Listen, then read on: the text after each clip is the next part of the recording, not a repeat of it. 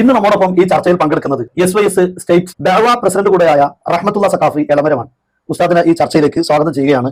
ഇപ്പോൾ വളരെ പ്രധാനമായും ഈ റബീഉൽ അവൽ മാസം കടന്നു വരികയാണല്ലോ. ഈ സമയത്ത് കൂടുതലായി ആചാരം, അനാചാരം, സുന്നത്ത്, ബിദ്അത്ത് തുടങ്ങിയിട്ടുള്ള ചർച്ചകളാണ് കൂടുതലായി ഉണ്ടാകുന്നത്. എന്നാൽ ഈ സമയത്ത് എന്താണ് ആചാരം, എന്താണ് അനാചാരം, ഇതൊന്ന് വിശദീകരിക്കും. അറബിയിൽ ഭാഷയിൽ നമ്മൾ സാധാരണ പറയല് അസുന്നത്തു വൽ ബിദ്അത്തു. അത് അസുന്ന എന്നതിനാണ് ഇപ്പൊ നമ്മൾ മലയാളത്തിൽ ആചാരം എന്ന് പറയുന്നത്. അൽ ബിദ്അ എന്ന് പറയുന്നതാണ് അനാചാരം എന്ന് പറയുന്നത്. സുന്നത്ത് എന്ന് പറഞ്ഞത് പല അർത്ഥത്തിൽ ഉപയോഗിക്കും. ഉദാഹരണത്തിന് ഖുർആൻ സുന്നത്ത്, ഇങ്ങനെ കുറെ കണ്ടല്ലോ. ഖുർആൻ സുന്നത്ത് എന്ന് പറയുമ്പോൾ അവിടെ ഉദ്ദേശിക്കപ്പെടുന്ന നബി സല്ലല്ലാഹു അലൈഹി വസല്ലം തങ്ങളെ വാക്കുകൾ, പ്രവർത്തനങ്ങൾ, മൗനാനുവാദനങ്ങൾ എന്ന് പറഞ്ഞ റസൂലുള്ളാഹിന്റെ ജീവിതത്തെയാണ് അവിടെ സുന്നത്ത് എന്ന് പറയുന്നത്. ഇനി ഫർള് സുന്നത്ത് എന്നൊരു പ്രയോഗമുണ്ട്. ഫർള് സുന്നത്ത് അവിടെ ഉദ്ദേശിക്കപ്പെടുന്നത് പ്രവർത്തിച്ചാൽ നമുക്ക് പ്രതിഫലം കിട്ടും, ചെയ്തിട്ടില്ലെങ്കിൽ കുറ്റം ഉണ്ടാവില്ല. അങ്ങനത്താണ് ഫർള് സുന്നത്ത് എന്നുള്ള സുന്നത്ത്, പുണ്യകർമ്മം. മൂന്നാമത്തെ ഒരു പ്രയോഗമാണ് സുന്നത്ത് ബിദ്അത്ത്. ബിദ്അത്തിന്റെ കൂടെ സുന്നത്ത് എന്ന് പറഞ്ഞാൽ അതിന്റെ അർത്ഥം മാ വാഫഖ ശർഅന, ചതുർ പ്രമാണങ്ങളിൽ ഏതെങ്കിലും ഒന്നിനോട് യോജിച്ചാൽ അതിനാണ് സുന്നത്ത് എന്ന് പറയാം. ഖുർആന്, സുന്നത്ത്, ഇജ്മാ, ഖിയാസ്, ഇതാണ് ചതുർ പ്രമാണങ്ങൾ. ഇതിന് വിധേയമായ ഒരു കാര്യമാണെങ്കിൽ അതിനെ സുന്നത്ത് എന്ന് പറയും. അതിന്റെ പരിഭാഷയാണ് ഈ ആചാരം എന്ന് പറയുന്നത്. ബിദ്അത്ത് എന്ന് പറഞ്ഞാല് ഇതിന്റെ നേരെ എതിര്, മാ ഖാലഫ ശർഅ, ശർഇന് എതിരായതാണ് ബിദ്അത്ത് എന്ന് പറഞ്ഞാൽ ചതുർ പ്രമാണങ്ങളിൽ ഒന്നിന്റെയും പിന്തുണ ഇല്ലാത്ത പുതിയ ആചാരമാണെങ്കിൽ അതിന് അനാചാരം എന്നാ പറയാം. അത് ബിദ്അത്ത് എന്ന് പറയും. അത് നമ്മൾ ചെയ്യാൻ പാടില്ലാത്തതും ആചാരമായത് നമുക്ക് ചെയ്യൽ അനുവദനീയമായതുമാണ്. അങ്ങനെ വരുമ്പോ ഈ നബിദിനാഘോഷം ഇതിപ്പോ ഏത് ഗണത്തിൽ നമ്മൾ ഉൾപ്പെടുത്തണം? ഇത് ആചാരത്തിലാണോ കൊണ്ടുവരിക, അതല്ല അനാചാരത്തിന്റെ കൂട്ടത്തിലാണോ വരിക? കാരണം ഇവിടെ ഉസ്താദ് വിശദീകരിക്കുമ്പോ സുന്നത്ത് ബിദ്അത്ത് എന്ന് പറയുമ്പോ നബിയും സ്വഹാബത്തും ചെയ്തത് എന്ന രീതിയിലല്ല ഉസ്താദ് വിശദീകരിച്ചത്, ശറഅനോട് യോജിച്ചത്, യോജിക്കാത്തത് എന്നാണ്. അതിലൊരു ചെറിയൊരു വ്യത്യാസം ഉസ്താദിന്റെ വിശദീകരണത്തിലുണ്ട്. നമ്മള് വഹാബികൾ അല്ലെങ്കിൽ പുത്തൻ പ്രസ്ഥാനക്കാർ വിശദീകരിക്കുന്നതിൽ നിന്ന് ചെറിയ വ്യത്യാസമുണ്ട്. അപ്പൊ നാം മുമ്പ് പലപ്പോഴും ചോദിച്ചതുപോലെ ഇവിടെ പുരോഹിതന്മാരായ ആളുകൾ സാധാരണക്കാരായ ജനങ്ങളെ കബളിപ്പിക്കാൻ വേണ്ടി ഉപയോഗിക്കുന്ന ഒരു വാചകമാണ് ഇദ്ദേഹവും ഇവിടെ ഉപയോഗിച്ചിട്ടുള്ളത്.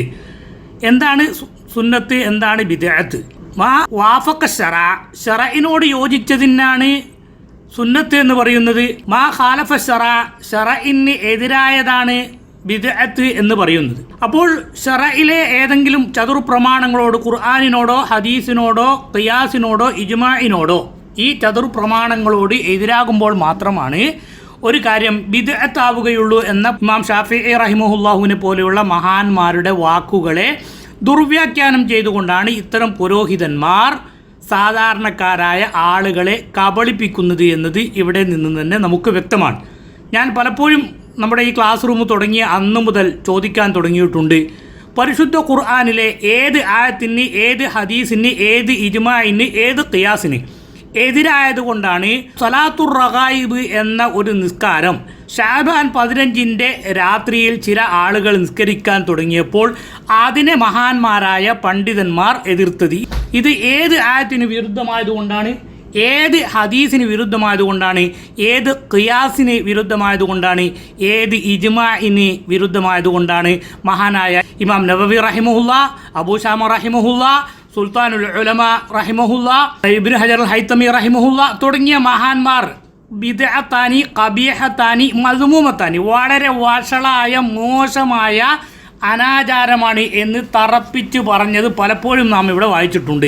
അപ്പോൾ ഇത് ഏത് ആയത്തിന്, ഏത് ഹദീസിന് എതിരായതുകൊണ്ടാണ് എന്നത് അള്ളാഹുവിനെ പേടിക്കുന്ന പരലോകത്തിൽ വിശ്വാസമുള്ള മുഅ്മിനീങ്ങൾ ഈ പുരോഹിതന്മാരോട് ചോദിച്ച് അതിൻ്റെ ഉത്തരം കണ്ടെത്തുന്നത് പരലോകത്ത് വെച്ച് ഇവരെ പിന്നാലെ പോയി പിഴച്ചു പോകുന്നതിൽ നിന്ന് രക്ഷപ്പെടണമെന്ന് ആഗ്രഹിക്കുന്ന മുഅ്മിനീങ്ങളുടെ ബാധ്യതയാണ് എന്ന് സാന്ദർഭികമായി ഉണർത്തുന്നു.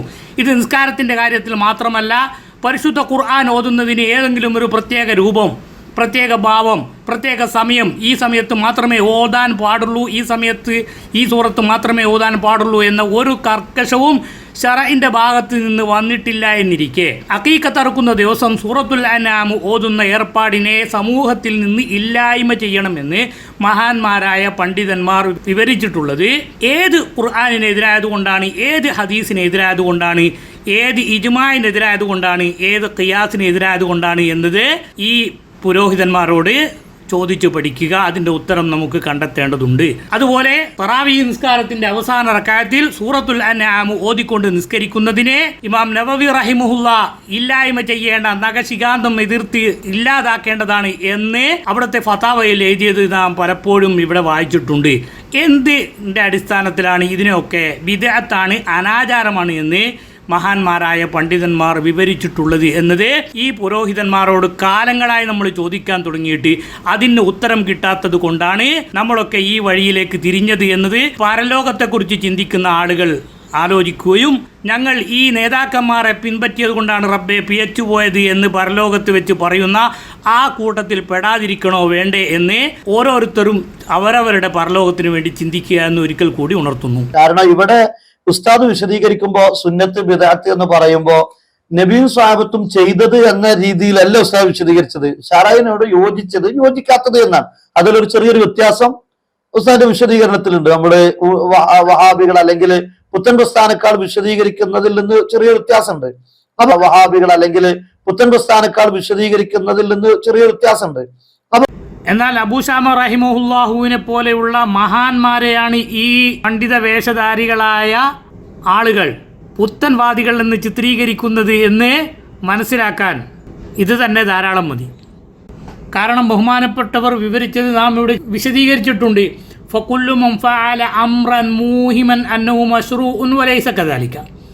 അള്ളാഹു നിർദ്ദേശിച്ചതാണ് എന്ന് ഏതെങ്കിലും ഒരാൾക്ക് തോന്നുന്ന രൂപത്തിൽ ഏതെങ്കിലും ഒരു പ്രവൃത്തി ഒരാൾ ചെയ്യുകയും വലൈസ കദാലിക യഥാർത്ഥത്തിൽ അള്ളാഹു അത് നിർദ്ദേശിച്ചിട്ടില്ല, അല്ലെങ്കിൽ നബി സല്ലല്ലാഹു അലൈഹി വസല്ലമ തങ്ങൾ നിർദ്ദേശിച്ചിട്ടില്ല, അങ്ങനെയുള്ള ഒരു പ്രവൃത്തി ചെയ്യുന്ന മനുഷ്യൻ ഫവഗാലിം ഫീ ദീനിഹി, അള്ളാഹുവിൻ്റെ ദീനിൽ ഖുലൂബ് കാണിച്ചവനാണ്, മുബ്തദിഉൻ ഫീഹി, ദീനിൽ ബിദ്അത്ത് ഉണ്ടാക്കിയവനാണ്, ഖായിലുൻ അലല്ലാഹി ഗൈറൽ ഹഖി, അള്ളാഹുവിൻ്റെ മേൽ കളവ് പറയുന്നവനാണ്, ബിലിസാനി മഖാലിഹി വലിസാനി ഹാലിഹി, അവൻ്റെ പ്രവർത്തനങ്ങളെ കൊണ്ടോ അല്ലെങ്കിൽ അവൻ്റെ അവസ്ഥകളെ കൊണ്ടോ അവൻ്റെ നാവ് കൊണ്ടോ എന്ന് ബഹുമാനപ്പെട്ട അബൂ ശാമ റഹിമഹുല്ല വിവരിച്ചതിനെയാണ് ഈ പുരോഹിതർ ഇവിടെ പുത്തൻവാദികൾ എന്ന് പറഞ്ഞുകൊണ്ട് പരിഹസിക്കുന്നത് എന്നത് സാധാരണക്കാരായ ആളുകൾ മനസ്സിലാക്കുക. കാരണം ഇവിടെ ഉസ്താദ് വിശദീകരിക്കുമ്പോ സുന്നത്ത് ബിദഅത്ത് എന്ന് പറയുമ്പോ നബിയും സ്വഹാബത്തും ചെയ്തത് എന്ന രീതിയിലല്ല ഉസ്താദ് വിശദീകരിച്ചത്. അതുപോലെ കുല്ലു ഇബാദത്തിൻ ലാ യതഅബ്ബദുഹാ സ്വഹാബു റസൂലുള്ളാഹി സ്വല്ലല്ലാഹു അലൈഹി വസല്ലം ഫലാ തഅബ്ദുഹാ, നബി സല്ലല്ലാഹു അലൈഹി വസല്ലമ തങ്ങളുടെ സഹാബത്തുൽ കിറാം ആരാധനയായി കാണാത്ത ഒരൊറ്റ കാര്യത്തെയും നിങ്ങൾ ആരാധനയായി കാണരുത് എന്ന് ഹുദൈഫത്ത് ഇബ്നുൽ യമാൻ റളിയല്ലാഹു അൻഹുവിൽ നിന്ന് അബൂ ദാവൂദ് റഹിമഹുല്ല റിപ്പോർട്ട് ചെയ്ത ഹദീസുകളെ ഉദ്ധരിച്ചുകൊണ്ട് നമുക്ക് സമർത്ഥിച്ചു തന്ന അബൂ ശാമ റഹിമഹുല്ലാഹുവിനെയാണ് ഈ പുരോഹിതവർഗം കൊച്ചാക്കി കാണിക്കുന്നത് എന്ന് നാം മനസ്സിലാക്കുക. കാരണം ഇവിടെ ഉസ്താദ് വിശദീകരിക്കുമ്പോ സുന്നത്ത് ബിദഅത്ത് എന്ന് പറയുമ്പോ നബിയും സ്വഹാബത്തും ചെയ്തത് എന്ന രീതിയിലല്ല ഉസ്താദ് വിശദീകരിച്ചത്. എന്നാൽ എന്തുകൊണ്ടാണ് ഈ കാര്യങ്ങളെയൊക്കെ മഹാന്മാരായ പണ്ഡിതന്മാർ ബിദ്അത്തിന്റെ ഗണത്തിൽ പെടുത്തിയത് എന്ന് വിശദമായി നമ്മുടെ ക്ലാസ്സിൽ അൽബായിസ് അല ഇൻകാരിൽ ബിദഅഇ വൽ ഹവാദിസ് എന്ന ഗ്രന്ഥത്തിൻ്റെ 21 പേജ് വിശദീകരിച്ചുകൊണ്ട് നാം മുമ്പ് ഇവിടെ വിവരിച്ചിട്ടുണ്ട്. അത് അംഗീകരിക്കാത്ത കാലത്തോളം ഇത്തരം ആളുകളുടെ കാപട്യത്തിൽ, വളച്ചൊടിക്കലുകളിൽ, കബളിപ്പിക്കലുകളിൽ പെട്ടുപോകുന്നത് അവരവരുടെ ആഖിറത്തിന് വേണ്ടി ചിന്തിച്ച് മനസ്സിലാക്കി പ്രവർത്തിക്കേണ്ടതാണ് എന്ന് മാത്രം ഉണർത്തുന്നു. ബിദ്അത്ത് എന്ന് പറഞ്ഞാല് ഇതിന്റെ നേരെ എതിര് മാ ഖാലഫ ശറഅ, ശറഇന് എതിരായതാണ് ബിദ്അത്ത് എന്ന് പറഞ്ഞാൽ ചതുർ പ്രമാണങ്ങളിൽ ഒന്നിന്റെയും പിന്തുണയില്ലാത്ത പുതിയ ആചാരമാണെങ്കിൽ അതിന് അനാചാരം എന്നാ പറയാം. അത് ബിദ്അത്ത് എന്ന് പറയും. അത് നമ്മൾ ചെയ്യാൻ പാടില്ലാത്തതും ആചാരമായി നമുക്ക് ചെയ്യൽ അനുവദനീയമായതുമാണ്.